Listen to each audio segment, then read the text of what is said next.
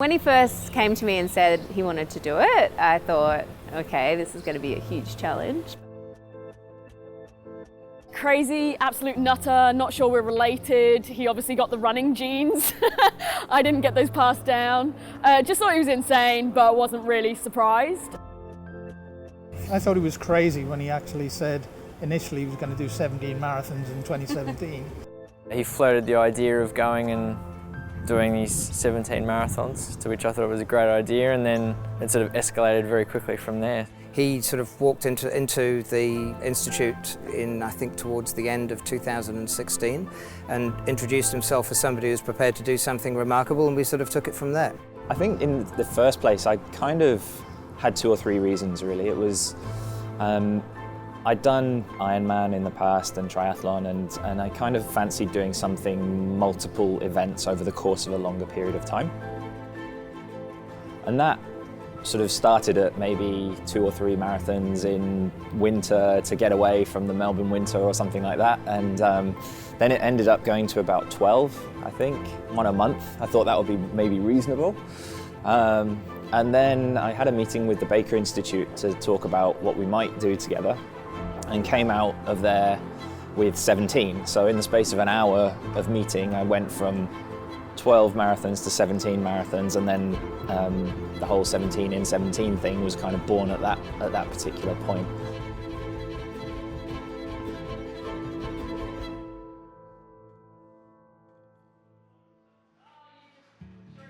It's been really exciting helping Chris get to the 17th marathon.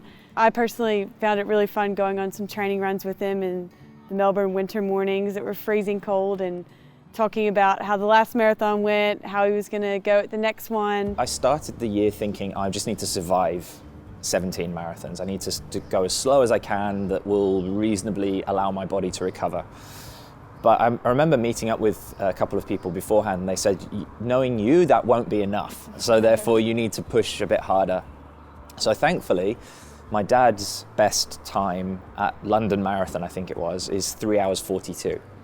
So he kind of set this challenge for me, try and beat that time as many times as you can. And that was perfect. Like, it really worked really, really, really well.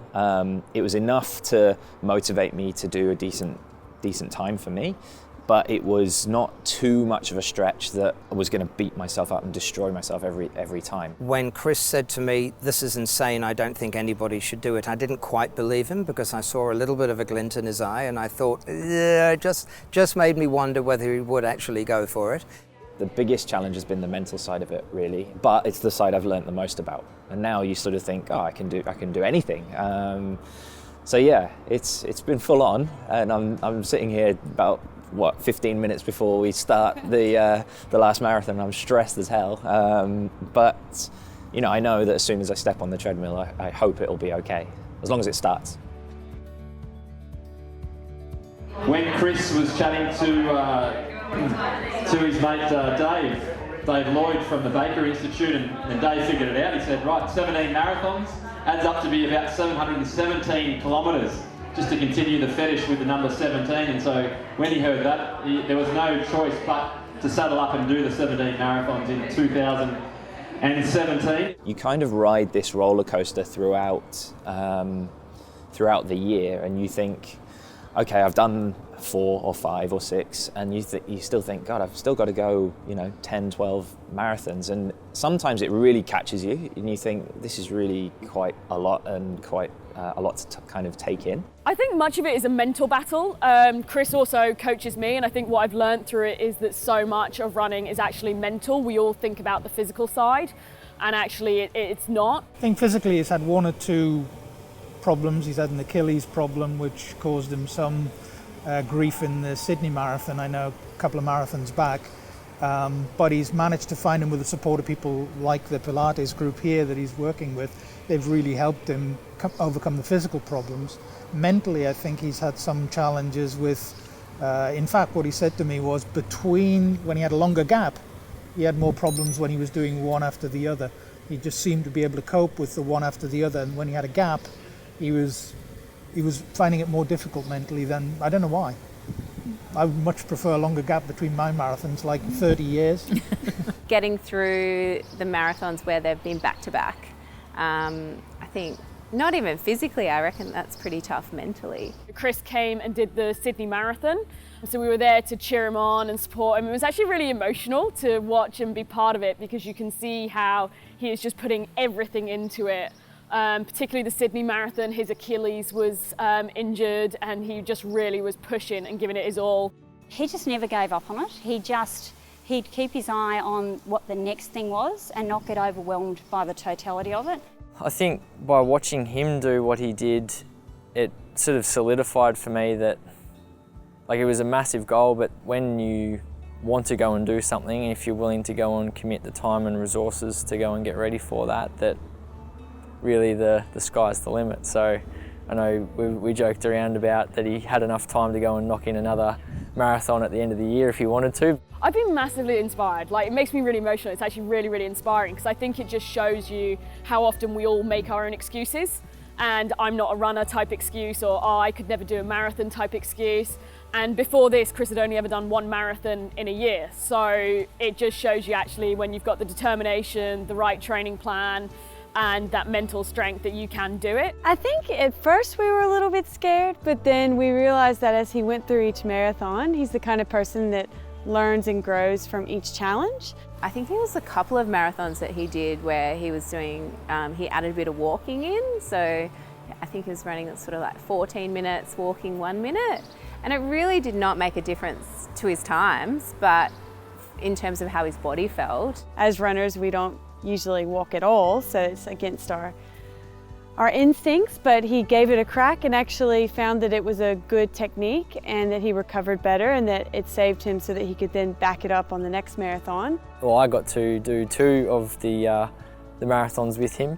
The first one being at 2 bays, so we both sort of trekked off and did that one, and then I asked him if he'd be part of my support crew up at Ultraman in Noosa, and so that was a double marathon, and of which he did the middle part. We wanted to do the Alice Springs Marathon, but we wanted also, rather than it be an elite event, basically a very fit white guy coming from Melbourne to do an event in Central Australia, Chris very much wanted it to be something, and this is very consistent with the way he runs Go Run Australia. He wanted it to be something which encouraged people in that community to get into sport themselves. So first great thing was that thanks to Mizuno, I ended up taking a suitcase full of shoes up to Alice Springs, which was wonderful, and we had a fabulous evening where we unpacked those shoes and we allocated them to people who had expressed interest.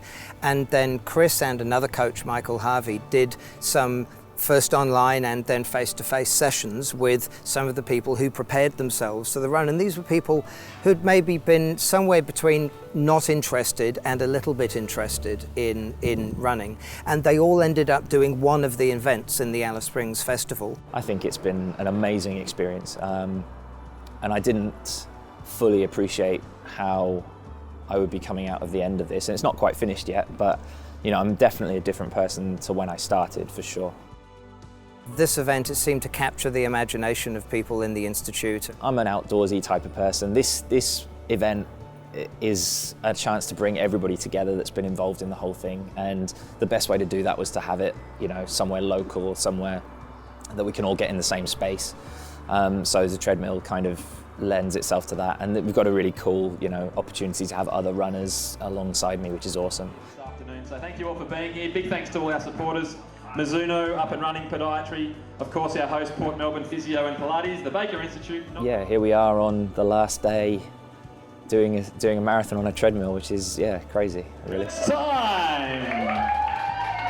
Mr. Chris White, a marathon He's man. running inside on quite a hot day. It's really hot inside and on a treadmill, which isn't ideal. Before we get going, Chris, how are you feeling, mate? The day has finally come. I'm not going to lie, I am shitting myself. Yeah, no, I'm nervous. I don't think I've been more nervous all year. Being honest, I kind of assumed that it would be easier than some of the other marathons that I'd done throughout the year. I thought, you know, it's on a treadmill, that helps me out a little bit. I've got all my family and friends there supporting. I've got food and drink on tap if I need it. I kind of thought I had all the variables controlled. I think within maybe 5 minutes I knew that it was going to be tricky. My heart rate was really high to start the marathon. I think I was probably stressed from, organising the event and thinking through everything that needed to happen. But also the room in itself, you're in a very small room with a lot of people in there, and they create a heat and they breathe, and that sort of oxygen it felt like it was lacking, to be honest with you. So thanks to all of you for coming along, but you stole my oxygen. It was probably the hardest one out of all of them, I would say.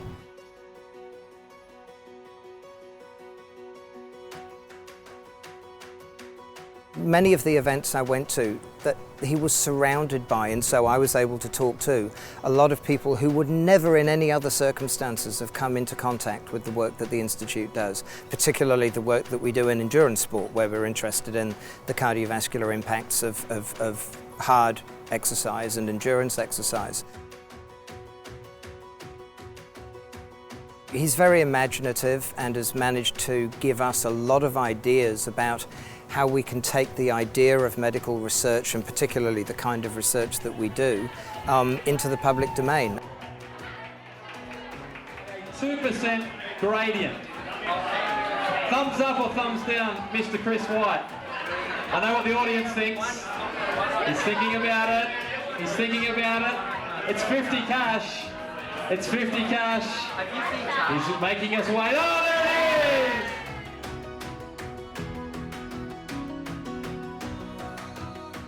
One of the things we did talk about was in the 3/4 mark of a lot of long distance stuff, it tends to be where it's the most difficult for people. I suppose the only time I felt not concerned because I knew he'd finish it, but really realised what a toll this was taking was maybe about 30k into the treadmill. When we were all sort of there at that 30k mark and we could see that it was challenging. That was incredibly hard work. It looked like it. When all of us ran a K next to him and realized just a kilometre was challenging, and to know how many kilometres he did, I think that was where we realized how big of a goal and how big of a thing this actually was.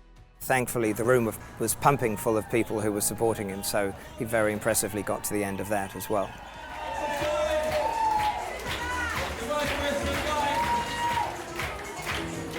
Today, what's come over to us is the amount of support he has had and continues to have, which is incredible, really. Everybody's been working together with, physio, Pilates, podiatry, nutrition, recovery sessions, and he's just followed every bit of advice along the way.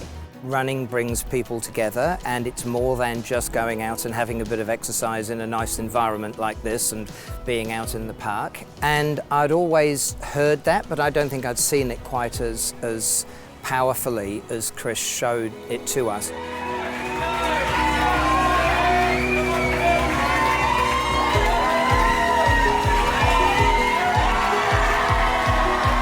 It's shown me that you can do anything that you put your mind to, really. You can push yourself further than you think you can.